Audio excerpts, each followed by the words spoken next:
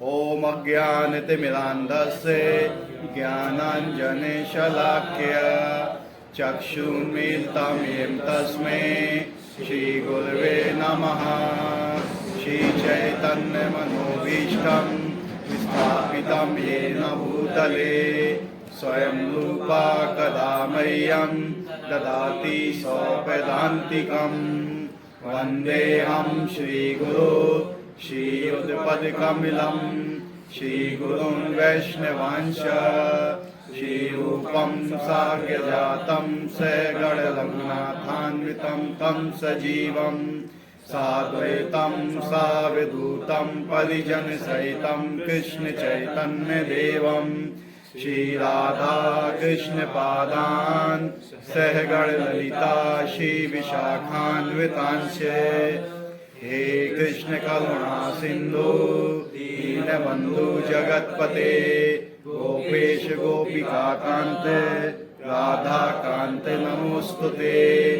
तप्त कांचन गौरांगी राधे वृंदावनेश्वरी वृषभानुसुते देवी प्रणमामि हरिप्रिये। वाञ्छाकल्पतरुभ्यश्च कृपा सिन्धुभ्यैव च पतितानां पावनेभ्यो वैष्णवेभ्यो नमो नमः। जय श्री कृष्ण चैतन्य प्रभु नित्यानंद श्री अद्वैत गदाधर श्रीवासादि गौर भक्तवृंद। हरे कृष्णा कृष्णा कृष्णा हरे हरे हरे राम राम राम हरे हरे।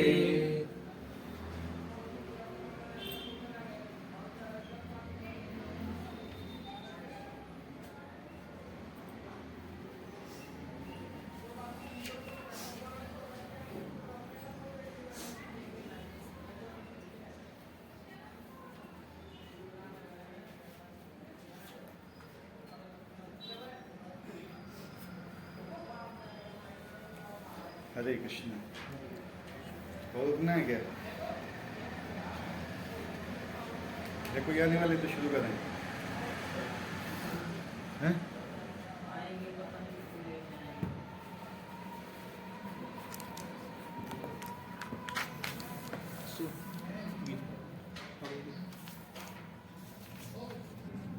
कौन सा श्लोक था?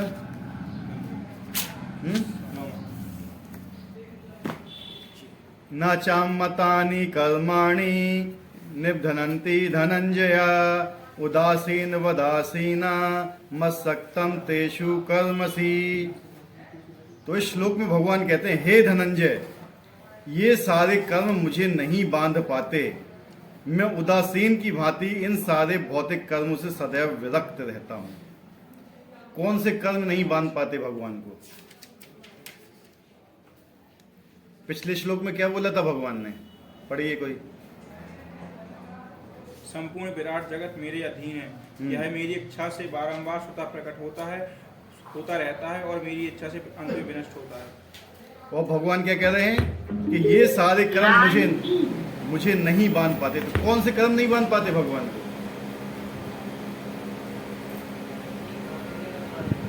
हैं? भौतिक जगत को जब भगवान निर्माण करते हैं, उसको नष्ट करते हैं, तो उन कर्मों में भगवान बंधते नहीं हैं। लेकिन हम जो भी कर्म करते हैं हम बंध जाते हैं। समझ रहे? हम कोई भी कर्म करेंगे हम बंध जाएंगे, लेकिन जब भगवान कर्म कर रहे हैं उससे नहीं बंध रहे। उसका कारण क्या बताया है? क्या बताया उसका कारण? मैं उदासीन की भांति इन सारे भौतिक कर्मों से सदैव विरक्त रहता हूँ। किसकी भांति? उदासीन मतलब क्या होता है? हैं? बोलिए बेटा, क्या होता है उदासीन? वेरी गुड, सही बोला है, न्यूट्रल। इसका मतलब क्या होता है न्यूट्रल? मतलब गाड़ी चलाई है ना, उसमें न्यूट्रल में डाल देते हो ना, हैं? क्या होता है न्यूट्रल मतलब? हैं? बीच में न्यूट्रल। अच्छा हो या बुरा हो हमें कोई मतलब नहीं। हमने गाड़ी न्यूट्रल में डाल दी, मतलब क्या हुआ? ना आगे जाएगी ना पीछे जाएगी। तो भगवान क्या है? न्यूट्रल है। उनने संसार की रचना कर दी, लेकिन उससे आसक्त नहीं है वो। समझ रहे बात को? लेकिन जब हम कोई कर्म करते हैं तो क्या हो जाता है? आसक्त हो जाते हैं। यहाँ पे मेन डिफरेंस है। तो कर्मों से बंधन फिर किस चीज के ऊपर निर्भर करता है? सबसे मेन चीज क्या है? आसक्ति। मेन चीज है आसक्ति। हम आसक्त हो जाते हैं किसी चीज पे, आसक्त नहीं होना है। मेनली जो भी आध्यात्मिक शिक्षा है उसका मेन उद्देश्य ये है कि हमें आसक्ति को काटना है। हम किसी भी चीज में, हम कोई भी काम करते हैं अटैचमेंट लेके ही करते हैं, और हमारी इच्छा नहीं होती अटैचमेंट की तो हम उसको काम को करते ही नहीं। लेकिन भगवान क्या कहते हैं? कर्म करो लेकिन फल की चिंता मत करो, आसक्ति मत करो फल की। और आप फल को लेके कोई काम करेंगे तब आप फंसेंगे, और फल को लेके नहीं कर रहे हो तो फिर नहीं फंसोगे।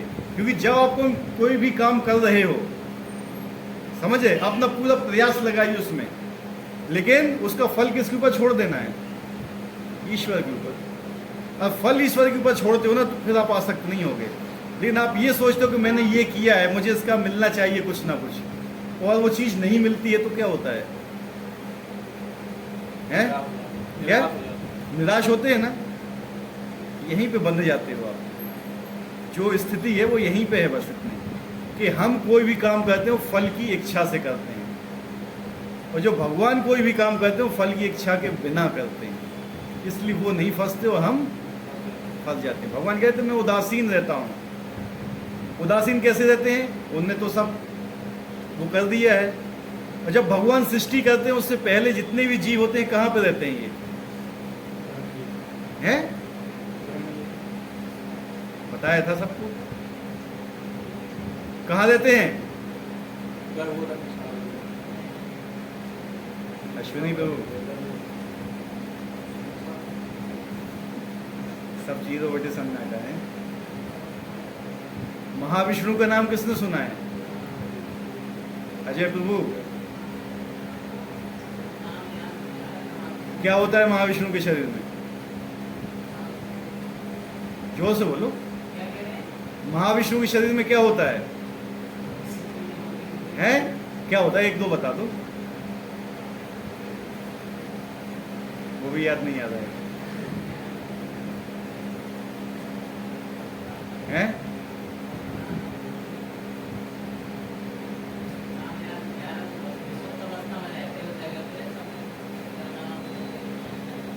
महाविष्णु के शरीर में रहते हैं, ठीक है। जब भी कोई सृष्टि का प्रलय होता है तो जितने भी जीव होते हैं वो महाविष्णु के शरीर में प्रवेश कर जाते हैं, और सुप्त अवस्था में, मतलब अव्यक्त अवस्था में वहां पे रहते हैं। तो लेकिन जब वो अव्यक्त अवस्था में रहते हैं तो उनसे कोई काम तो करेंगे नहीं, वहां पे कोई काम नहीं करते हैं, वहां पे केवल सोते रहते हैं अव्यक्त अवस्था में, कुछ नहीं करते हैं। लेकिन जब सृष्टि का निर्माण होता है तो फिर उनको शरीर मिलता है। तो शरीर कैसे मिलता है उनको? फिर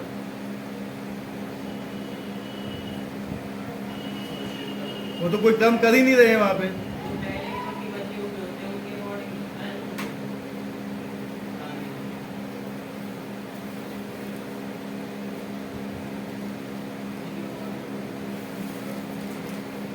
सब भूल गए।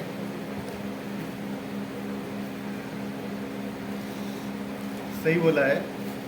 जब प्रवेश करने से पहले, महाविष्णु के शरीर में प्रवेश करने से पहले, जो ये हम सिद्धांत बता रहे हैं ना, किसी भी शास्त्र में नहीं मिलेगा आपको। चाहे बाइबल उठा लो, चाहे कुरान उठा लो, चाहे कोई भी चीज उठा लेना, ये चीज कहीं नहीं मिलने वाली। जितना हमारे शास्त्रों में विस्तार पूर्वक वर्णन है ना, उतना कहीं पर भी नहीं है। क्योंकि जो अन्य रिलीजन है ना, वो भी नहीं मानते हैं कि अगला जन्म होता है। वो कहते हैं यहाँ से चले जाएंगे तो अंतकाल तक नरक में चले जाएंगे, अंतकाल तक स्वर्ग में भोग करेंगे, लेकिन वो ये नहीं मानते हैं कि अगला जन्म होने वाला है। तो यही एक सबसे बड़ा डिफरेंस है जो हमारी फिलॉसफी है हिंदुइज्म की और जो अलग फिलॉसफी है। बाइबल में कहीं नहीं बोला गया कि तुम्हारा पुनर्जन्म होता है, कुरान में कहीं नहीं बोला गया तुम्हारा पुनर्जन्म होता है, कहीं नहीं बोला गया है।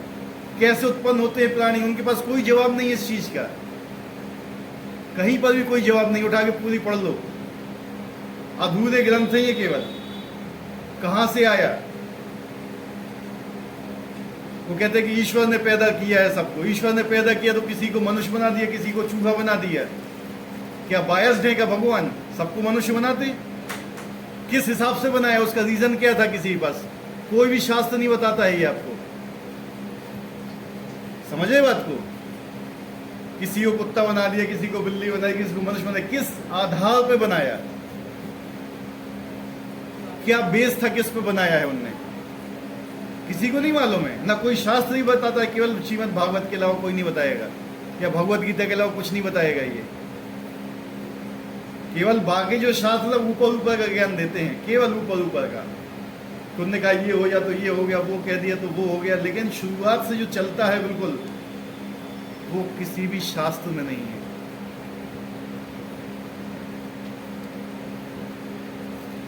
तो यहां बताते हैं भगवान कि इस प्रसंग में ये नहीं सोच लेना चाहिए कि भगवान के पास कोई काम नहीं है, वे वैकुंठ लोक में सदैव व्यस्त रहते हैं।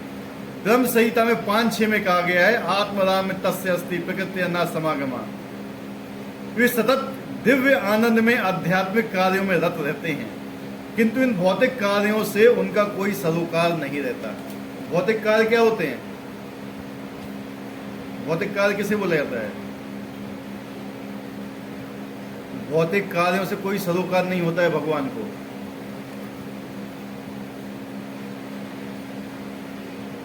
दीपेंद्र हैं भगवान के बारे में होता है ना, बता रहे। वे सतत आध्यात्मिक कार्यों में रत रहते हैं। जो भी आध्यात्मिक लोकों में कार्य होते हैं भगवान के, उसमें रत रहते हैं। और भौतिक कार्यों से उनका कोई सरोकार, जो भौतिक कार्य है, जो सृष्टि होती है, जो प्रलय होता है, जो पालन, उसमें भगवान डायरेक्ट रूप से नहीं रहते हैं। बेटा बात मत कीजिए, वो डायरेक्ट रूप से इन्वॉल्व नहीं रहते उसमें, लेकिन इनडायरेक्ट रूप से रहते हैं, इसलिए उन्हें डायरेक्ट उससे कोई मतलब नहीं होता है। वे सदा ही सृष्टि के भौतिक कार्यों के प्रति उदासीन रहते हैं। इस उदासीनता को यहाँ पर उदासीनवत कहा गया है। यद्यपि छोटे से छोटे भौतिक कार्य पर उनका नियंत्रण रहता है, किंतु वे उदासीनवत रहते हैं। यहाँ पर उच्च न्यायालय के न्यायाधीश का उदाहरण दिया सकता है, जो अपने आसन पर बैठा रहता है, उसके आदेश से अनेक तरह की बातें घटती रहती हैं। किसी को फांसी दी जाती है, किसी को कारावास की सजा मिलती है, और किसी को पिछो धनराशि मिलती है, तो भी वे उदासीन रहता है। क्या समझ में आया इससे?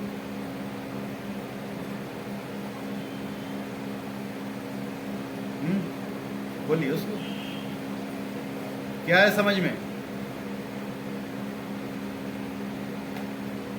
जैसे कोई न्यायाधीश होता तो किसी को फांसी दे रहा है या किसी को कुछ सजा दे रहा है, हाँ। उसका फर्क न्यायाधीश को नहीं पड़ता। Very good. जो न्यायाधीश होता है, सही बताया, किसी को फांसी दे रहा है तो उसका पाप का न्यायाधीश को लगेगा, हैं? उससे कोई मतलब नहीं देता उससे। तो किस हिसाब से देता है वो फांसी वगैरह? जैसा उसने कर्म किया, जैसा उसने अपराध किया, उस हिसाब से उसको फांसी मिलती। ऐसे ही भगवान भी करते हैं कि जो जीव जैसे कर्म कर रहा है, जैसे अपराध कर रहा है, उसको वैसा शरीर मिलता है, उसको वो कष्ट भोगना पड़ते हैं। लेकिन भगवान उसका कारण नहीं होते हैं, ठीक है? भगवान उसके लिए जिम्मेदार नहीं होते हैं, क्योंकि भगवान ने तो उसको क्या किया है, इस जगह पे भेजा है कि वो उनकी भक्ति करे, वो यहाँ से निकले। लेकिन वो क्या करता है? भगवान के लिए कुछ नहीं करता है, केवल अपने भोग के लिए करता है, वो फिर बंधता है। सब लोग जितने भी सब सकाम कर्म करते हैं, कोई फल की इच्छा रहती तभी कोई काम किया जाता है, अन्यथा नहीं करता है। एक आदमी भी नौकरी जब जाता है कि लास्ट 30 तारीख को उसको पैसा मिलेगा, उसे पता है कि लास्ट में पैसा नहीं मिलेगा तो जाएगा वो महीने भर, और नहीं मिलेगा तो क्या करेगा वो, कि ठीक है नहीं मिला कोई बात नहीं। ऐसा करता है कोई? नहीं ना। तो भगवान लेकिन ऐसा नहीं है, भगवान उदासीन रहते हैं। भगवान इस सृष्टि का निर्माण करते हैं, जीवों के कर्मों के अनुसार उनको एक शरीर प्रदान करते हैं, लेकिन उनसे वो आसक्त नहीं होते हैं, ठीक है? उनसे उनकी आसक्ति नहीं रहती है कि वो जो भी कर रहे हैं, भगवान को शिक्षा देंगे तुम सही कार्य कीजिए और मेरे पास वापस आओ।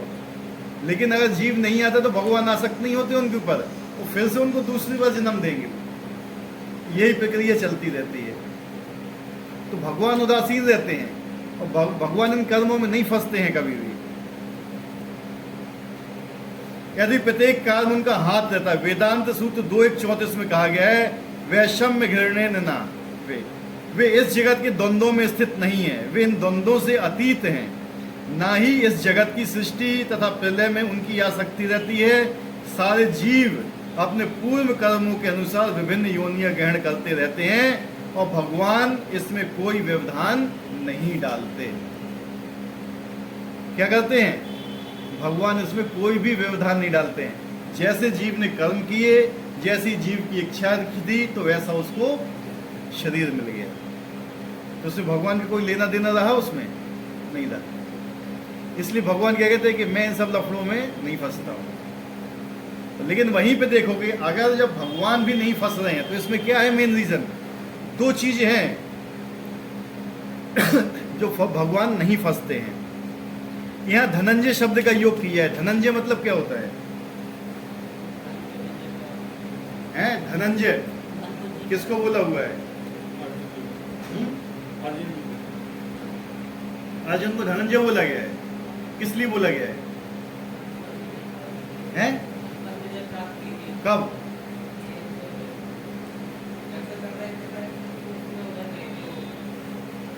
धन पे विजय प्राप्त की थी, सही बात है। अर्जुन को जब युधिष्ठिर महाराज यज्ञ कर रहे थे ना, तो अर्जुन को नॉर्थ डायरेक्शन में भेजा गया था धन का लाने के लिए। तो वो ऐसे लोक में गए थे, वहाँ पे चढ़ते चढ़ते, तो वहाँ से वो काफ़ी धन लेके आए थे, बहुत कुछ जीत के लेके आए थे, तो उनको धनंजय बोला जाता है अर्जुन को। तो लेकिन भगवान क्या कहते हैं? यहाँ सबसे बड़ा धन क्या है? दो चीजें बताई भगवान ने, जिसके कारण आप भी फंसोगे नहीं। पहला है ज्ञान, दूसरा है वैराग्य।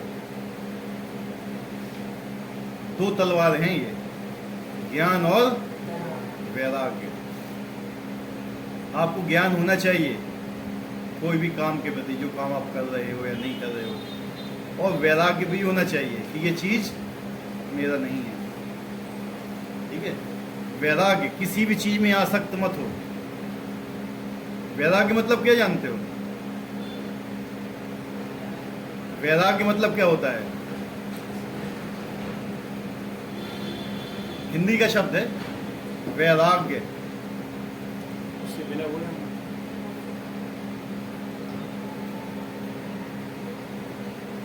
वैराग कहते भैया, तो वैरागी हो गया। बिना राग का, बिना राग। राग मतलब क्या होता है?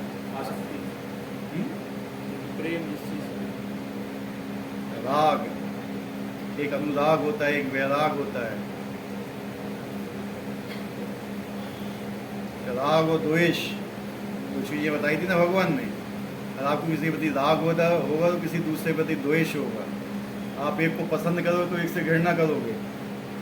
वैराग्य, आपको कोई भी चीज में अनुराग नहीं होगा, कोई भी चीज में अटैचमेंट नहीं होगा इस भौतिक जगत के।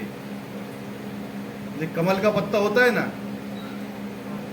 पानी में रहता है, लेकिन जब पानी उसके ऊपर आता है तो पानी से अटैच नहीं होता है। लेकिन हम लोग अटैच हैं आजकल हर चीज से।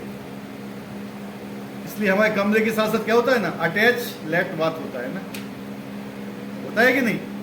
अटैच, हम किस चीज से अटैच हैं? हमें भैया अटैच लेट बात चाहिए, यही होता है ना। लेकिन भगवान के नाम से अटैचमेंट नहीं होता है हमारा। चाहे भगवान से नाम के बीच में अटैचमेंट की बात आती तो नहीं होती है वो। उससे वैराग्य नहीं चाहिए हमें, उससे अनुराग चाहिए। जितने भी भौतिक कर्म है, भौतिक सृष्टि में जितने भी काम किए जाते हैं अपनी प्रसन्नता के लिए, उन सब से वैराग्य धारण करो। लेकिन वही काम अगर आप भगवान की सेवा में लगाना चाहते तो उससे अनुराग भी करो, लेकिन फंसो मत उनमें कि यार ये चीज़ मुझे नहीं मिली तो मुझे शौक हो रहा है, और मिलेगी तो बहुत प्रसन्नता हो रही है। ऐसा नहीं होना चाहिए। और आपको अभी ऐसा हो रहा है तो अभी आप इस स्थिति पे नहीं हो, वैराग्य की स्थिति पे। तो वैराग्य क्यों होता है? जब किसी चीज को हम अपना मानते हैं, उस चीज के प्रति मेरा प्रेम है, क्यों? मैं उसको अपना मान रहा हूं। लेकिन कोई चीज हमारी है यहाँ पे संसार में, कोई भी चीज हमारी नहीं है। नॉट सिंगल चीज हमारी नहीं है यहाँ पे। हर चीज हमें भगवान ने दी है, हर चीज। और हमें वैराग्य की, हम दुख क्यों होता है? क्योंकि हम उसको अपना मानते हैं कि चीज मेरी है। ये शरीर मेरा है, शरीर को कुछ गलत हो रहा है तो ये शरीर मेरा है, मेरे साथ कुछ गलत हो रहा है, मैं अपने आप को शरीर से पहचान कर रहा हूँ, जबकि मैं शरीर हूँ ही नहीं। मेन चीज क्या है कि मैं शरीर नहीं हूँ, मैं क्या हूँ? आत्मा हूँ। आत्मा का धर्म क्या है? भगवान की सेवा करना। हम भगवान की सेवा नहीं करके भौतिक जगत की सेवा करना चाहते हैं। और भौतिक जगत की सेवा हम कब करते हैं? जब हम अपने आप को आत्मा नहीं मान के अपने आप को शरीर मानते हैं। यही मेन है सबसे बड़ा, यहीं पे ही डमाडोल हो जाता है सब चीज।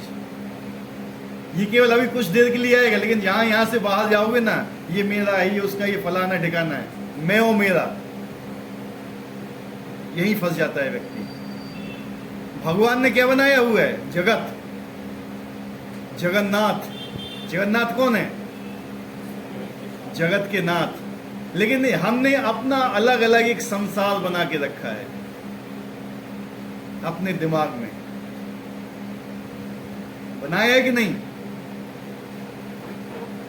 हर व्यक्ति ने एक अपना संसार खुद बना के रखा हुआ है। बनाया है जगत भगवान ने। किसके लिए बनाया? हमारे लिए, ठीक है। लेकिन संसार किसने बनाया? संसार भगवान ने बनाया है, संसार हमने बनाया है, ठीक है। अपने दिमाग में ये व्यक्ति ऐसा है, हम उससे बात करना है, हम उससे बात नहीं करना है, ये ऐसा करता है, वो वैसा करता है, फलाना करता है। एक हमने अपना ही एक खुद का एक ब्रह्मांड क्रिएट कर दिया और हम उसी के हिसाब से चलते हैं। वो हमने कैसे बनाया है? हाँ, वेरी गुड। कैसे बनाया? वो मन से।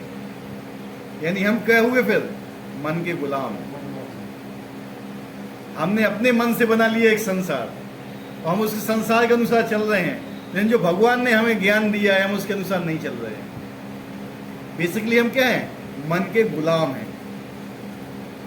तो उस संसार के बारे में सोचो जो आपने बनाया, लेकिन जो जगत बनाया है भगवान ने, उसके बारे में सोचिए। भगवान ने बनाया जगत, सबके लिए दिया है उन्होंने बराबर चीज, लेकिन हमने उसको एक संसार में कन्वर्ट कर दिया है।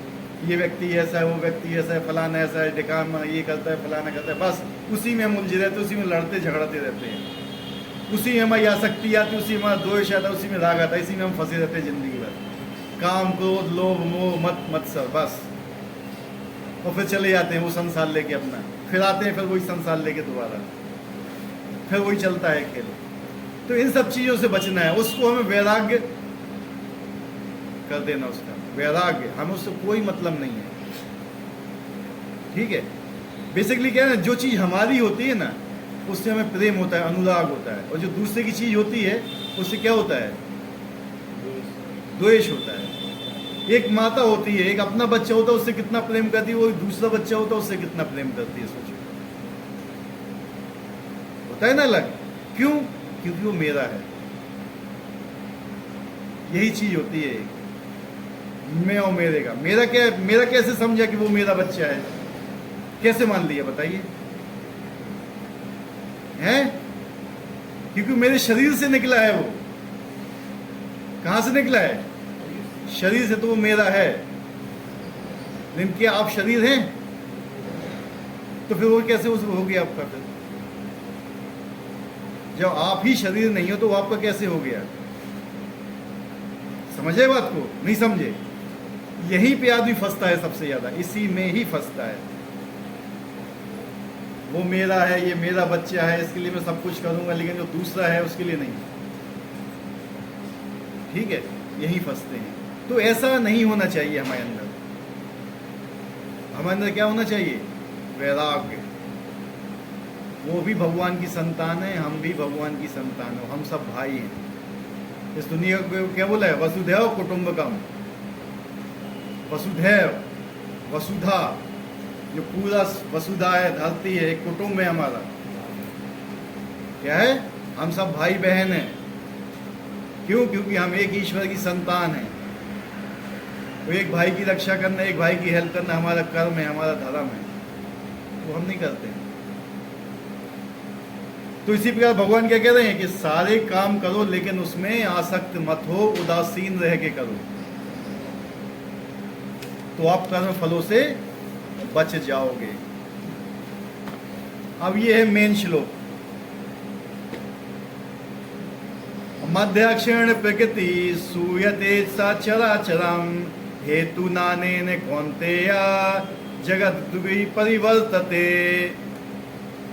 कौन कौन भगवान को मानता है? मानते हैं नहीं मानते हैं? आप मानते नहीं हैं? हैं? कौन नहीं मानता भगवान को? अभी बताइए। हैं? मानते हो? प्रूफ करो में भगवान है। मानते हैं ना आप लोग?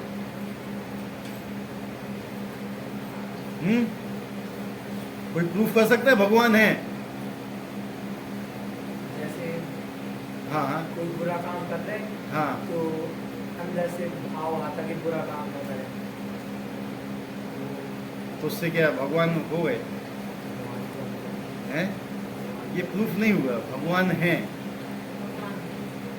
वही तो पूछ रहे हैं कि कैसे मालूम है कि भगवान है? हम अजमाए बैठे थे महाराज। कैसे? ऐसे अजमाए हमारे यहाँ भागवत बोलने की हाँ हाँ तो कैसे की व्यवस्था नहीं थी, तो आपस में झगड़ा हो रहा था कि हाँ। दादू को ये करवा लिया, तो हम रोते रोते सो गए तो रात में भगवान आए हाँ हाँ स्वप्न में। हाँ। और उनने कहा बिल्कुल व्हाइट कलर के कपड़े पहने था आदमी एकदम चमत्कार। हाँ हाँ और उन्होंने बोला चिंता ना करो भागवत की जाएगी। ऐसी भागवत हुई हाँ। कि पैसे की कोई कमी नहीं पड़ी। देखो ये सब हम चीजें तो मानते हैं कि नहीं, देखो भगवान- हम भी मानते हैं भगवान, तो हम यहाँ थोड़ी बैठे, लेकिन बहुत सुनिए, संकट में लेकिन सवाल- अगर कोई व्यक्ति आपके पास आता है तो देखो आजकल जो व्यक्ति ना प्रूफ मांगते हैं। आपके स्वप्न का क्या प्रूफ है? कोई प्रूफ नहीं है ना उसका। सपने का, सपना आपने देखा है ना, उसका कोई प्रूफ तो दे नहीं सकते हो। आप गलत भी बोल सकती हैं। नहीं, हम- देखिए जो होता है ना चीज, वो हम पूछ रहे हैं, आप गलत भी बोल सकती हैं, लेकिन प्रूफ क्या है कि भगवान है? आत्मा से मानो तो सब जगह होगा। नहीं नहीं, मानो वो नहीं है कि मानो, कोई कहेगा हम नहीं मानेंगे, नहीं माने तो ना मानो। तो वैसा नहीं है। नहीं माने तो भगवान नहीं है? तो उसके लिए नहीं है हमारे। नहीं नहीं, भगवान सबके लिए है। तो ये उसका आंसर नहीं होता है। भगवान है। कोई आपसे पूछे कि भगवान को प्रूफ करो, क्या बोलोगे आप लोग? देखो ये सब चीज है ना, ये हमारी कमियां हैं, ठीक है, क्योंकि हम लोग शास्त्र के अध्ययन नहीं करते हैं। भगवान है, उनको प्रूफ भी किया जा सकता है, और हमने यहाँ कई बार प्रूफ भी किया है, फिर भी आप लोग को याद नहीं आता है। ये दुनिया कैसे चल रही है? भगवान चला है, शक्ति चला रही है? हैं? भगवान चला रहा है, शक्ति चला रही है? भगवान की शक्ति है। कैसे पता भगवान की शक्ति है? सूर्य भगवान हैं? सूर्य हाँ, सूर्य भगवान की शक्ति है। तेज भगवान शक्ति का तेज नहीं होता है। हम्म? कोई कहते हैं कि हम भगवान को नहीं मानते हैं, पूरी दुनिया कोई शक्ति चला रही है। ये तो कंफर्म है, कोई ना कोई शक्ति इस दुनिया को चला रही है। Right wrong? यहाँ तक तो सब लोग, हर कोई मानता है कि कोई ना कोई शक्ति इसको चला रही है, नहीं तो नहीं चलेगा। लेकिन लोग भगवान को नहीं मानते हैं, शक्ति को मानते हैं कि कोई ना कोई शक्ति चला रही है। उसको क्या बोलते हैं? प्रकृति। बहुत लोग जो भगवान को नहीं मानते वो कहते हैं प्रकृति चला रही है, ये प्रकृति के नियम है, अपने आप चल रहे हैं। इसलिए यहाँ पे हमने रोका हुआ था कि क्योंकि ये श्लोक कुछ इम्पोर्टेंट आया था। हमने बहुत सी जगह ये सुना हुआ है कि बहुत लोग भगवान को नहीं मानते, लेकिन ये बोलते हैं कि ये कोई ना कोई शक्ति है जो इसको चला रही है, लेकिन कहते हैं कि हमें भगवान पर विश्वास नहीं है। कोई भी चीज अपने आप चल सकती है, हैं? एनर्जी, एनर्जी है ना, तो एनर्जी को चलाने वाला भी तो कोई होना चाहिए ना, नहीं होना चाहिए? हाँ या नहीं? कोई भी चीज है उसको चलाने वाला कोई होता है अथवा नहीं होता है? होता है ना। एक मोबाइल है, अपने आप तो चलेगा नहीं, कोई ना कोई चलाएगा इसको, हैं? कोई ना कोई चलाएगा ना। एक चलाने वाला व्यक्ति चाहिए। वो कूलर है, बना दिया है, चलाने वाला कोई चाहिए उसको, है ना। इसी प्रकार से ये संसार भी, इसको भी चलाने वाला चाहिए। और चलाने वाला है वो क्या है? भगवान। और प्रकृति क्या है? कहते हैं शक्ति चला रहा है। प्रकृति को इंग्लिश में क्या बोलते हैं? नेचर किसका होता है? नेचर मतलब क्या होता है? हैं? स्वभाव, नेचर, प्रकृति कैसी है व्यक्ति की, आपका नेचर कैसा है, समझ रहे बात को? किसका नेचर? भगवान का ना। समझ गए? सिंपल चीज। यहाँ पे भगवान कह रहे हैं मध्य अक्षीण प्रकृति। प्रकृति अपने आप नहीं चलाती, मेरी अध्यक्षता में, मध्य अक्षीण, मेरी अध्यक्षता में प्रकृति चलाती है। सुयते सचराचरम हेतु नानेन कौन्तेय जगत परिवर्तने। हे कुंती पुत्र, यह भौतिक प्रकृति मेरी शक्तियों में से एक है। भगवान की कितनी शक्तियां हैं? हैं? अनेक शक्तियां हैं, ठीक है। उनमें 3 बहुत महत्वपूर्ण शक्तियां हैं। एक हुई भौतिक शक्ति, माया। दूसरी हुई आह्लादनी शक्ति, जो भगवान को आनंद प्रदान करती है, श्रीमती राधा रानी। तीसरी है बहिरंगा भौतिक शक्ति, बता तो दी है। एक तीसरी कौन सी है? तटस्था शक्ति है, वो है हम लोग। कौन है वो? हम लोग हैं। ना तो हम भौतिक संसार के हैं, ना हम आध्यात्मिक संसार लगते हैं, हम बीच में अटके हुए हैं। पता है, हमारे पास भगवान ने स्वतंत्रता दी है, या तो हम भगवान की सेवा करें या माया की सेवा करें, लेकिन भगवान बीच में नहीं आएंगे। क्यों नहीं आएंगे? क्योंकि भगवान उदासीन है उन सब चीज़ों में। उनने हमें छोड़ दिया है कि ठीक है, जो तुम्हारी इच्छा है वो करो। हमने तुम्हें इच्छा दी हुई है, आप माया की सेवा करना चाहे माया की सेवा करो, या मेरी सेवा करना चाहे तो मेरी सेवा करो। तो भगवान यहाँ क्या बोलते हैं कि जितनी भी मेरी शक्तियाँ हैं, ये भौतिक प्रकृति उसमें से क्या है? एक है, और मेरी अध्यक्षता में काम करती है। अध्यक्षता मतलब क्या होता है? हैं? निगरानी में। अध्यक्ष मतलब क्या होता है? हैं? अध्यक्ष के संधि विच्छेद करो तो क्या होगा? सब लोग को हिंदी तो आती होगी, सब हिंदी के पढ़े हैं ना? हैं?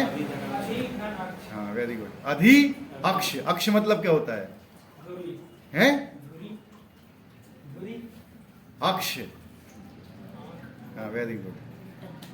अक्ष मतलब आंख। अधि नीचे, नीचे, यानी आंख के नीचे, यानी हमारी निगरानी में है। समझ रहे बात को? अध्यक्ष, अधि प्लस अक्ष, मेरी आंखों की, जो भी आपकी आंखों के नीचे होगा वो आपकी निगरानी में होगा। तो भगवान क्या कह रहे हैं कि ये भौतिक प्रकृति है, मेरी अध्यक्षता में काम कर, मेरी निगरानी में काम करती है। ये अपने आप, इसको स्वतंत्र निर्णय नहीं है कि अपने आप ही कुछ कर ले जाए। भगवान ने उसको पावर दी है कि आप ये कीजिए, लेकिन वो स्वतंत्र नहीं है। वो किससे पूछ ही करती है? भगवान से पूछ के ही करती है। जिसमें चर तथा अचर प्राणी उत्पन्न होते हैं। चर और अचर का मतलब क्या होता है?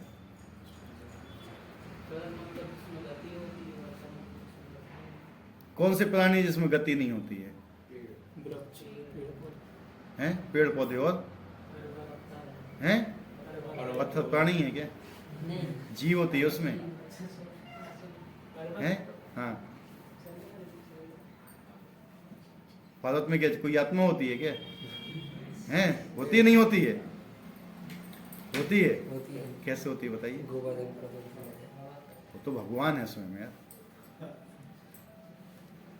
पर्वत क्या है? पर्वत भी जीव है, वो भी बढ़ते हैं, वो भी घटते हैं, ठीक है। पहले इनके पंख हुआ करते थे पर्वतों को, उड़ते थे ये, तो इंद्र ने अपने उससे काट दिए थे, हैं? वज्र से। एक समय था ऐसा। नदियाँ भी क्या हैं? देवियाँ हैं, जीव हैं, इनमें भी शक्तियाँ होती हैं। तो ये सब भी योनियाँ हैं अलग अलग, ऐसा नहीं कि योनियाँ नहीं हैं। गंगा मैया, जमुना मैया, कोई भी नदी होती है, ये भी क्या है? जीव होते हैं ये, ठीक है। ये भगवान की शक्तियाँ होती हैं। ये पर्वत भी ऐसे ही होते हैं। तो ये मत सोचना कि सब निर्जीव हैं, इन सब में भी जीवन होता है, जान होती है। मैनाक पर्वत उड़ के आया था ना, जो हनुमान जी लंका पे जा रहे थे, उड़ के आया था ना, क्योंकि वो इंद्र के वज्र के डर से समुद्र में घुस गया था, उसके पंख बचे रह गए थे। इनका क्या था ना कि जब ये उड़ते थे तो इनको रुकना होता था, तो वहीं पे अपना पंख रोक देते थे, नीचे गिरते थे तो बहुत विनाश होता था। तो इस वजह से इनने ऐसी समय निकाला कि इसी समय इनके पंख काटे और जहाँ पे थे वहीं पे है। हिमालय में देखिए अभी तक बढ़ता जा रहा है, बढ़ता जा रहा है ना। बहुत सी चीज़ें हैं ऐसी जिनको हम नहीं जानते, लेकिन वो होती हैं, बढ़ती हैं, उनमें जीव भी होते हैं। ठीक है, तो यहाँ पे चर और अचर। चर मतलब होता है जो चलते फिरते हैं, अचर मतलब जो स्थित हैं, जैसे वृक्ष हो गए। इनके शासन में ये जगत बारंबार सृजित और विनष्ट होता रहता है। बार बार क्या होगा? निर्माण होगा जगत का, और बार बार नष्ट होता जाएगा। यहाँ पर स्पष्ट कहा गया, यद्यपि परमेश्वर इस जगत के समस्त कार्यों से पृथक रहते हैं, किंतु इसके परम अध्यक्ष निर्देशक वही बने रहते हैं। भगवान क्या हैं? समस्त कार्यों से पृथक रहते हुए भी जुड़े रहते हैं। ठीक है, आंधी आ गई तो क्या स्पष्ट किया, यद्यपि परमेश्वर इस जगत के समस्त कार्यों से पृथक रहते हैं, किंतु इसके परम अध्यक्ष निर्देशक वही बने रहते हैं। भगवान प्रत्यक्ष रूप से कुछ भी नहीं करते हैं। क्या बोला है? वो आंधी आएगी चली जाएगी, ठीक है, उसकी टेंशन मत लो, उसका भी निर्धारित करने वाला कोई है। उसके बाद सोचने से आप उसको रोक नहीं पाओगे। रोक लेगा कोई आंधी को? तो इससे अच्छा क्या है ना, यहाँ ध्यान दो, वो आएगी अपनी चली जाएगी। ठीक है, किंतु इसके परम अध्यक्ष निर्देशक वहीं रहते हैं। परमेश्वर परम इच्छा में है, इस भौतिक जगत के आधार भूमि स्वरूप हैं, किंतु उनकी सभी व्यवस्था प्रकृति द्वारा की जाती है। इस संसार का निर्माण किसके द्वारा होता है? प्रकृति के द्वारा। किसके द्वारा? प्रकृति के द्वारा निर्माण होता है, लेकिन उसके पीछे कारण क्या है? भगवान। भगवान कहते हैं कि मैं अपनी दृष्टिपात करता हूं प्रकृति पर, तो उसका गर्भाधान होता है, फिर ये सारे जीव क्या होते हैं? उत्पन्न होते हैं।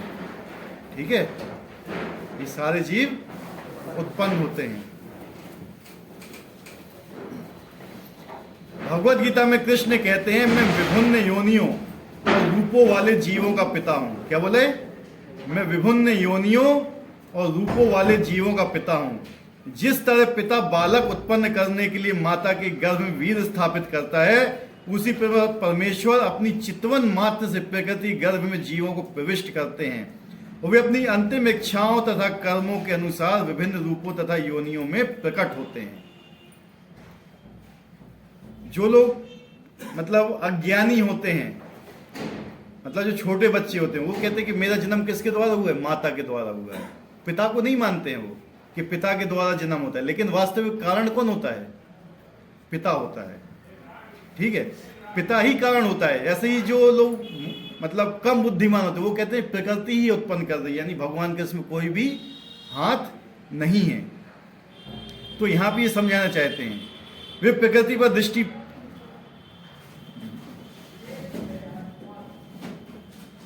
जिस तरह बालक नहीं है, कहां चला गया? अतः भगवान इस जगत से प्रत्यक्ष रूप से आसक्त नहीं होते, वे प्रकृति पर दृष्टिपात करते, इस कारण प्रकृति क्रियाशील होती है और तुरंत ही सारी वस्तुएं उत्पन्न हो जाती हैं। कोई भी वस्तु अपने आप उत्पन्न नहीं होती। प्रकृति कोई भी चीज अपने आप उत्पन्न नहीं कर सकती है प्रकृति, जब तक भगवान उस पर दृष्टि नहीं डालेंगे। भगवान की दृष्टि डालने से ही जीव क्या होता है? उसमें जीवंत शक्ति आती है। जीव क्या होता है? फिर बढ़ता है। ठीक है, इसी प्रकार से हम ये सोचते हैं हमारे ऊपर भी क्या है? भगवान की दृष्टि पड़े। भगवान की दृष्टि कब हमारे ऊपर पड़ती है?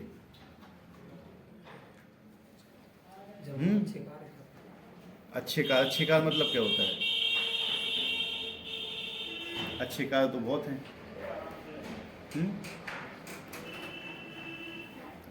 क्या क्या होते हैं अच्छे कार्य?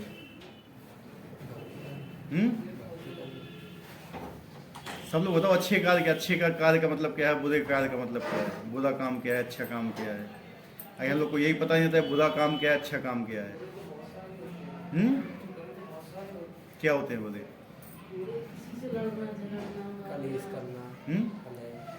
लड़ना झगड़ना बुरा काम है। भगवान भी तो लड़े थे ना, क्यों हैं? लड़े थे ना, तो लड़ाई झगड़ा बुरा काम थोड़ी है। भाव कौन सा अच्छा है? अच्छे कार्य का मतलब किसी का बुरा न करना, किसी का भगवान ने बुरा नहीं किया था। राम जी अच्छे किसी के भाव बुरे से- में सोचना भी गलत है, किसी के बारे में बुरा सोचना। देखो यही चीज लोग फंसते हैं, पता है, क्योंकि आजकल इंडिया में सेकुलरिज्म बहुत ज़्यादा फैला हुआ है। अच्छा क्या है, बुरा क्या है, फलाना क्या है, ठिकाना क्या है, ये मालूम ही नहीं है लोगों को। ठीक है, क्योंकि धर्म नष्ट हो चुका है। सेकुलर का मतलब क्या होता है? धर्म निरपेक्ष। धर्म निरपेक्ष का मतलब क्या होता है? सारे धर्मों के साथ एक ही है। धर्म निरपेक्ष, एक होता है धर्म सापेक्ष, एक होता है धर्म निरपेक्ष है। जो किसी धर्म को नहीं मानते वो क्या कहलाते हैं? हैं? उसको क्या बोलते हैं? नास्तिक। धर्मेण हीना पशु भी समाना। क्या है श्लोक भगवत महाभारत में? धर्मेण हीना पशु भी समाना। जो किसी धर्म को नहीं मानते किसके समान है? वो हम क्या मानते हैं? धर्म निरपेक्ष, सेकुलर। सेकुलर किसका धर्म है? पशुओं का। तो हम क्या मानते हैं कि भैया सेकुलर है, ये बहुत अच्छा है, ये फलाना ठिकाना है। ये सब क्या है? व्यर्थ की बातें हैं, इससे ज़्यादा कुछ भी नहीं है। वो इसी चीज़ का आज क्या मिलता है? बढ़ावा मिलता है। लोगों को मालूम ही नहीं है कि धर्म वास्तव में है क्या। तो वास्तव में धर्म क्या है? धर्म का मतलब होता क्या है?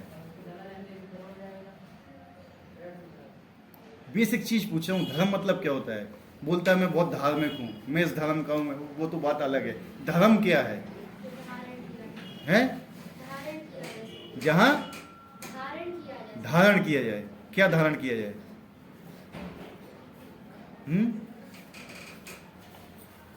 आजकल गुरु हो गया व्हाट्सएप, मालूम है बेटा?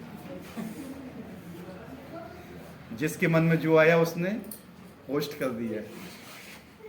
कम से कम 100-200 फॉलोअर तो बन ही जाएंगे उसमें, फिर वो उसको वो करेंगे। ठीक है, तो इसी प्रकार से ये सब अधर्म फैलता ही रहता है। अग्नि का धर्म क्या है?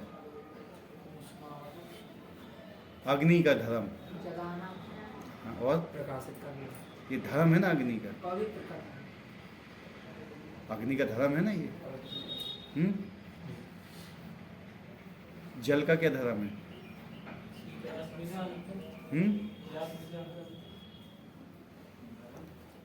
मनुष्य का क्या धर्म है? अपने कर्तव्य का पालन करना। कर्तव्य क्या है आपका? कर्तव्य का पालन करना है, तो कर्तव्य क्या है? माता पिता की सेवा और अपना जो जीवन यापन करना, ये कर्तव्य। बस। और भगवान की सेवा। राक्षसी माता पिता की सेवा करते हैं, वो भी अपना जीवन यापन करते हैं। किसी जरूरतमंद की मदद करना अगर हो सके तो, मदद कैसे करना है? जितना अपने जिसको जिस चीज की ये एक जरूरत सेकुलरिज्म है जो आप बात कर रहे हो, इससे ज़्यादा कुछ भी नहीं है। ये भी तो करना ही है। कर्म है तो इसमें आप बंध जाओगे, वही तो यहाँ बताया जाता है ना, इसमें बंध जाओगे आप। किसके लिए कर रहे हो आप?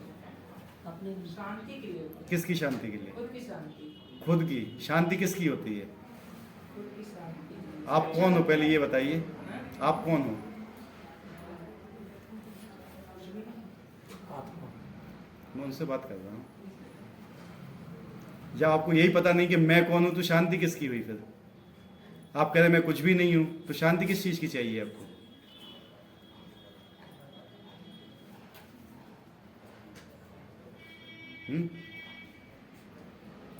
यही बेसिक चीज़ें होती हैं कि हमें खुद ही मालूम नहीं कि हम कौन हैं।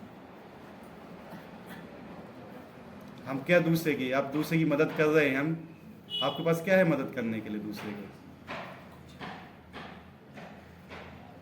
यही चीज़ क्या है ना, यही चीज़ हमें डाइवर्ट करती है, केवल यही चीज़। क्योंकि हम सोचते हैं कि मैं दूसरे की मदद कर रहा हूँ। हमारे पास क्या है मदद करने के लिए दूसरे की? कुछ है आपके पास या हमारे पास कि हम उससे दूसरे की मदद कर सकें?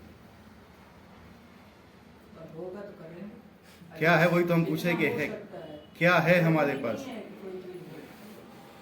किसी चीज की जरूरत हो। एक बच्चा है, ठीक है, आंसर देना आप लोग हैं। एक बच्चा है, कुंभ के मेले में खो गया।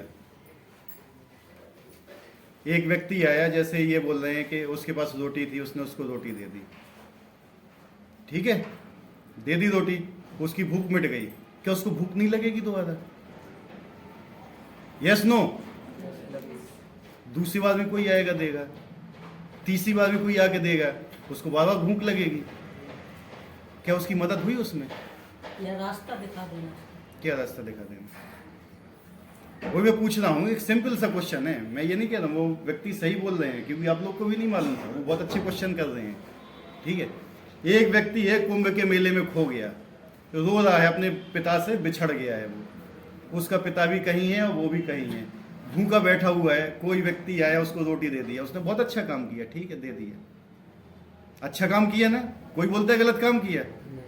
प्यासा था, किसी ने पानी दे दिया, अच्छा काम है। उसको ठंड लग रही थी, किसी ने आके कंबल दे दिया, क्या है? अच्छा काम है, ठीक है। वो बीमार हो गया, किसी ने उसको लाके दवाई दे दी, कैसा काम है? अच्छा काम है। लेकिन एक व्यक्ति और आया, कौन सा व्यक्ति था वो?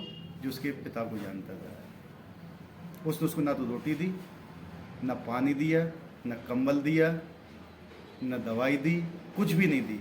फोन लगाया कि तुम्हारा बेटा इधर है, चलो बेटा हम तुम्हारे पिता के पास ले चलते हैं। सबसे अच्छा। क्या है ये? उसने तो कुछ नहीं दिया उसको। अब बताइए कौन सा अच्छा काम है? पिता से हैं? बताइए आप लोग।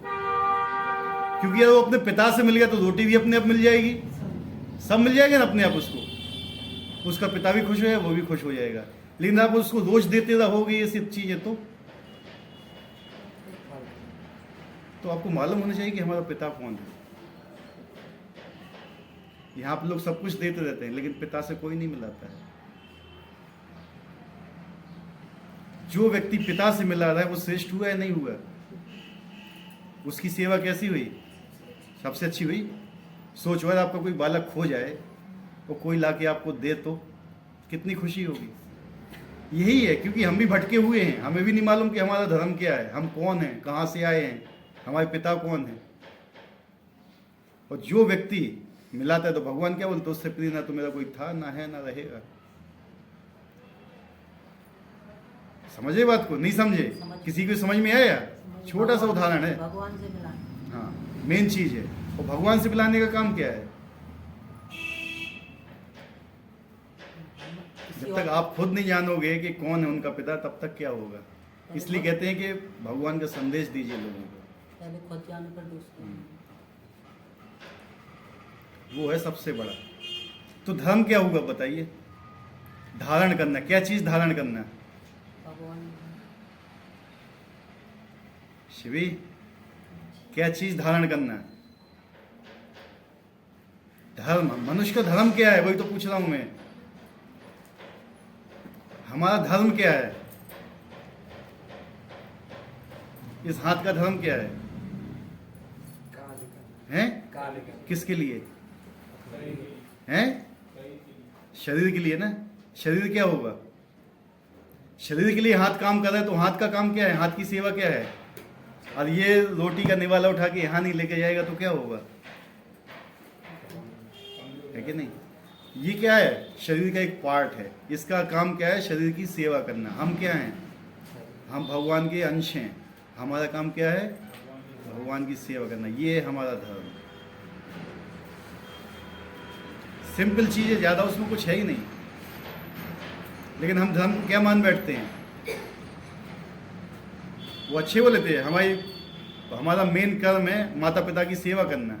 तो उनके माता पिता को हम छोड़ सकते हैं क्या? और फिर उनके माता पिता को ऐसी कहाँ पहुंचोगे लास्ट में? तो उनकी सेवा करना भी धर्म है ना हमारा। लोग ये भूल जाते हैं कि हमें माता पिता की सेवा करना है, भगवान को भूल जाते हैं। लेकिन ये नहीं सोचते कि अल्टीमेट जो सबसे लास्ट में, जो सबसे टॉप पे जो माता पिता बैठे हो, तो वही हैं। और माता पिता की सेवा हम क्यों करते हैं? क्या कारण है? पहले माता पिता की सेवा, फिर उनकी सेवा। अच्छा, तो माता पिता की सेवा क्यों करना चाहते हो? शांति मिलती है और क्या इसको कर्म बनते हैं। माता पिता ही भगवान के रूप माता पिता ही भगवान के रूप भगवान के रूप है। देखो अभी विचलित हो जा रहा है, ठीक है, अभी क्योंकि हम अपना स्वरूप नहीं जानते हैं। शांति होती है मन की, आप मन नहीं हो, समझ रहे, हम मन नहीं है। शांति किसकी होती है? मन की होती है। हम मन तो है ही नहीं, मन तो भौतिक चीज है, हम क्या हैं? आत्मा है। तो शांति की तो जरूरत होती ही नहीं है कहीं पे, ठीक है। अगर आप आत्मा के लेवल पे काम करोगे ना तो अपने आप शांति ही रहोगे। शांति की जरूरत कहीं नहीं पड़ती। शांति होती है मन की, आत्मा की तो प्रसन्नता होती है। आत्मा का स्वरूप होता है सच्चिदानंद। सच्चिदानंद होता है आत्मा का रूप, आनंद मिलता है हम उस चीज को करने में, ठीक है। तो ठीक है, जितना भी उन्होंने बोला है अपने उससे बोला, अच्छा है। तो मेन हमारा धर्म क्या हुआ फिर? ईश्वर की सेवा करना मेन। माता पिता हमें क्या देते हैं? खाना देते हैं, देते हैं ना, हमें पालते हैं, पोसते हैं, इसलिए हम माता पिता की सेवा करते हैं। Right wrong? सांस हमें कौन देता है?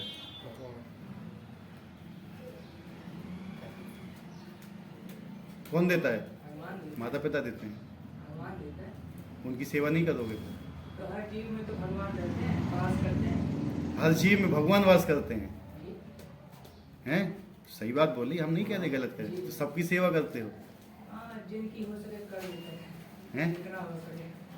जितना हो सके करिए सेवा, लेकिन उस हिसाब से कीजिए कि ये भी एक भगवान का अंश है, तब मैं सेवा करूं। लेकिन इस हिसाब से मत कीजिए कि हमें से कुछ मिलने वाला है। समझे बात को? लोग सेवा कब करते हैं? एक व्यक्ति बोल रहे थे कि हम अपने घर में कुत्ता पालते हैं। हमने कहा ठीक है, बहुत अच्छी बात है। बोला क्यों? कह रहे उसके अंदर भी तो भगवान वास करते हैं। हमने कहा बिल्कुल सही बोल रहे हैं आप, हमारे सांप के अंदर ही भगवान वास करते हैं, उसकी भी सेवा करो। कह रहा उसकी सेवा नहीं करेंगे हम। सुगर भी है, सुगर के अंदर ही भगवान वास करते हैं, उसकी सेवा करते हैं? नहीं करते हैं, कोई नहीं करता है सेवा। जो मुर्गे काटे जाते हैं उनके अंदर ही भगवान रहते हैं, उनकी सेवा करता है कोई? उसको तो यहाँ से नवरात्रि खत्म हुए लेके आओ, हैं? यही होता है ना। एक मच्छर के अंदर ही भगवान वास करते हैं, उसने काटा तो एक मारा धाड़, खत्म खेल। तो सेवा करते हैं उनकी क्या हम वास्तव में? हाँ या नहीं? है ना? तो देखो किसी चीज को इस तरह समझना चाहिए कि अगर सबके साथ एक से है तो सबके साथ एक से रहें। फिर लोग मनुष्य की सेवा तो करना चाहते हैं, लेकिन जो जीव जंतु और हुए और भी जो योनि, उनकी सेवा नहीं करना चाहता है कोई। अगर सेवा करने का अभिप्राय है तो सबके साथ सेवा करो। ऐसे कि मनुष्य की सेवा कर रहे हैं और बकरे को काट रहे हैं, मुर्गे को काट रहे हैं, मुर्गी को काट रहे हैं, ये सब ये क्या है? ये बायस्ड हो गए फिर आप सेवा नहीं कर रहे हो। सही बात है नहीं है? गलत है? बताइए। हैं? इच्छाएं भी पूरी करना सेवा नहीं है। ये ईश्वर की इच्छा पूरी करो आप, दैट इज सेवा। अगर आप ईश्वर की इच्छा पूरी कर रहे हो तो वो सेवा कहलाती है। अगर आप मेरी सेवा करना चाहो लेकिन अपनी इच्छा से करना चाहो तो सेवा नहीं कहलाएगी वो। मैं कहूँगा मुझे पानी पीना है ठंडा, हो आप गर्म पानी ला के दे, क्या मेरी इच्छा है गर्म पानी। मैं अपने पिताजी से बहुत प्यार करता हूँ, उनको 10 दिन से लूज मोशन हो रहे हैं, वो मांग रहे हैं हमें छाछ दे दो। कहते नहीं, मैं तो बहुत प्रेम करता हूँ पिताजी से, उनको बादाम का हलवा खिलाऊंगा। तो क्या हो गया? ये सेवा हुई? बताइए। मैं अपने माता पिता की बहुत बहुत प्रेम करता हूँ, बहुत सेवा करना चाहता हूँ, लेकिन उनको 10 दिन से दस्त लग रहे हैं, वो कह रहे हैं हमें छाछ दे दो पीने के लिए। लेकिन आप क्या कह रहे हो? मेरी इच्छा है कि मैं उनको बादाम का हलवा खिलाऊंगा। आप अच्छा सोच रहे हो, लेकिन क्या हो रहा है उससे? उनको नुकसान हो रहा है ना। तो सेवा मतलब क्या होता है? उनकी इच्छा के अनुसार।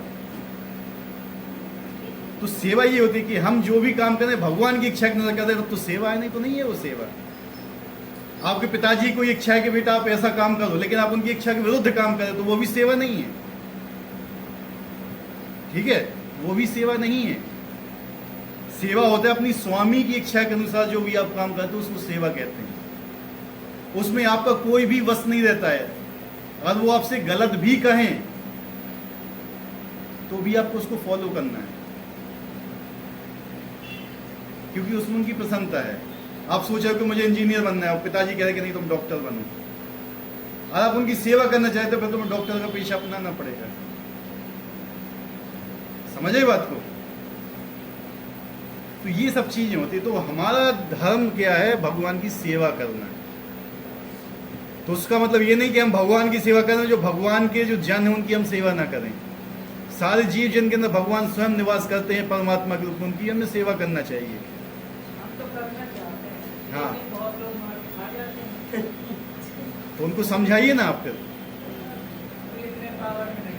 नहीं तो जितना भी है उतना तो बोल सकते हैं ना कि आप क्यों मार के खाते इतना तो करते हैं। हैं? अरे जितना है पावर उतना तो करते हैं। तो उतना कीजिए, तो वो भी एक सेवा ही है।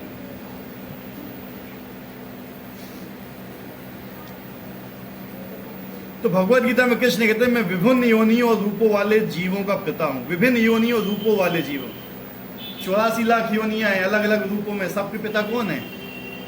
भगवान है। जिस तरह पिता बालक उत्पन्न करने के लिए माता के गर्भ में वीर स्थापित कर, उसी प्रकार परमेश्वर अपनी चितवन मात से प्रकृति के गर्भ में जीवों को प्रविष्ट करते हैं। वे अपनी अंतिम इच्छाओं और कर्मों के अनुसार विभिन्न रूपों योनियों में प्रकट होते हैं। कर्म और इच्छाएं, ये सबसे मेन चीज है। जैसे आपके कर्म होंगे, जैसी आपकी इच्छाएं होंगी, वैसे ही आपको दूसरा शरीर मिलेगा। ठीक है? जैसे भी कर्म होंगे, आपका कर्म क्या है? कुत्तों की तरह इच्छा राजा बनने की है, तो क्या बनेगा? हैं? या तो कुत्तों का राजा बनेगा, है कि नहीं? या राजा बन जाएगा लेकिन गुण कैसे होंगे? कुत्तों की तरह। तो दोनों चीजें होती हैं, कर्म और इच्छा। अगर आपका इच्छा है भगवत धाम जाने के लिए, भगवान के पास जाने की, तो आपके कर्म भी वैसे ही होना चाहिए।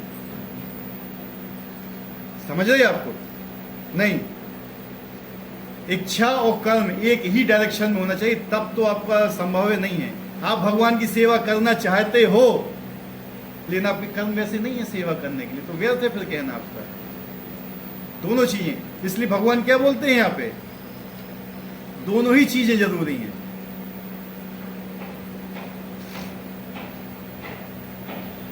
कहां पे आ गए? अतः भगवान इस जगत से प्रत्यक्ष रूप से आसक्त नहीं होते, वे प्रकृति पर दृष्टिपात करते हैं। इस तरह प्रकृति क्रियाशील उठती है, तुरंत ही सारी वस्तुएं उत्पन्न हो जाती हैं। चूंकि प्रकृति पर दृष्टिपात करते इसलिए परमेश्वर की ओर से निसंदेह क्रिया होती है, किंतु भौतिक जगत के प्राकट्य से उन्हें कोई भी लेना देना नहीं रहता है। स्मृति में एक उदाहरण मिला है जो इस प्रकार है कि जब किसी व्यक्ति के समक्ष फूल होता है तो उसकी सुगंध मिलती रहती है, किंतु फूल तथा सुगंधी एक दूसरे से अलग रहते हैं। मतलब समझना चाहते हैं कि भगवान ही इस जगत को एक हिसाब से निर्मित करते हैं, लेकिन किसके माध्यम से? माया के माध्यम से, प्रकृति के माध्यम से। लेकिन उसको छूते नहीं है वो भगवान। जैसे फूल होता है, फूल को हम छुएंगे नहीं तब भी खुशबू क्या होगी? हमारे पास आएगी ना फूल की खुशबू, हम छुएंगे भी नहीं। इसी प्रकार से भगवान इसको टच भी नहीं करते हैं माया को, और फिर भी केवल देखने मात्र से ही सब चीज निर्मित हो जाती है। ऐसा ही संबंध भौतिक जगत का भगवान के बीच में ही। वस्तुतः भगवान को इस भौतिक जगत से कोई प्रयोजन नहीं रहता है, किंतु वे ही इसे अपने दृष्टिपात से उत्पन्न करते हैं और व्यवस्थित करते हैं। सारांश के रूप में हम कह सकते हैं परमेश्वर की अध्यक्षता के बिना प्रकृति कुछ भी नहीं कर सकती, तो भी भगवान समस्त कार्यों से पृथक रहते हैं। भगवान निर्देशन में कौन निर्माण करता है? प्रकृति निर्माण करती है, लेकिन अंततः कौन है इसका कारण? भगवान। तो भगवान कहते हैं मतलब मेरी अध्यक्षता में प्रकृति काम कर रही है, तो मतलब निर्माण भी कौन कर रहे हैं? भगवान के लिए। भगवान के रूप में कौन निर्माण कर रही है? प्रकृति। लेकिन जो लोग जो कम ज्ञान वाले होते हैं वो कहते हैं ये सब प्रकृति कर रही, भगवान है ही नहीं। जैसे छोटा बच्चा सोचता है कि मेरी तो माँ है, माँ ने मुझे जन्म दिया, पिता का कोई हाथ नहीं है इसमें। इसी प्रकार जो व्यक्ति कम अज्ञानी मतलब कम ज्ञान वाले तो वो यही सोचते हैं कि प्रकृति ही सब कुछ कर रही, भगवान नाम की कोई चीज है ही नहीं। सिंपल फंडा है इसमें।